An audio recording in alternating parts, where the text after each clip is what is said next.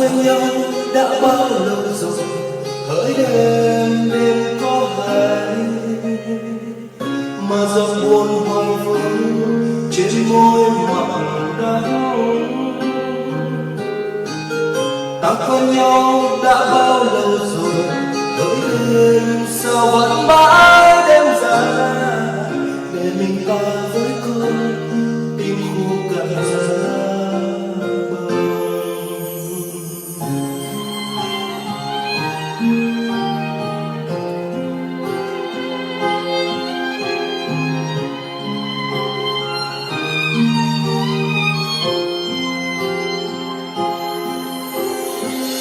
Đêm hôm qua bỗng nhiên anh nhìn thấy em trong giấc mơ, mình ngồi cạnh thật lâu bên nhau lặng lẽ. Đêm nay mơ bỗng nhiên anh nhớ em trong cơn gió đông về, phải chăng anh biết yêu giấc mơ là nơi bắt đầu. Ngày mùa đông ơi xin hãy làm tuyết rơi để trắng lối em ăn về.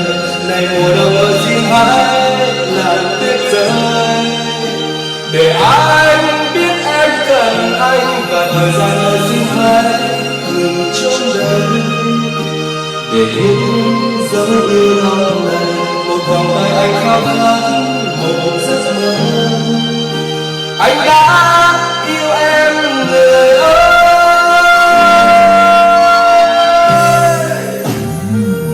Đêm hôm qua bỗng nhiên anh nhìn thấy em trong giấc mơ, mình ngồi cạnh thật lâu bên nhau lặng lẽ.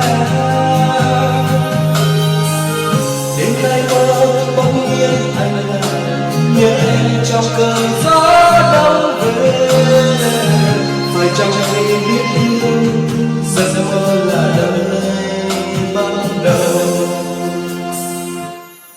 Ngày mùa đông ơi xin hãy làm tuyết rơi để trao lối em anh về.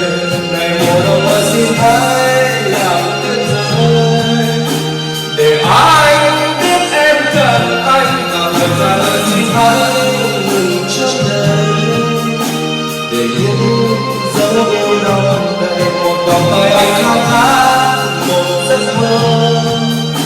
Anh đã yêu em người ơi.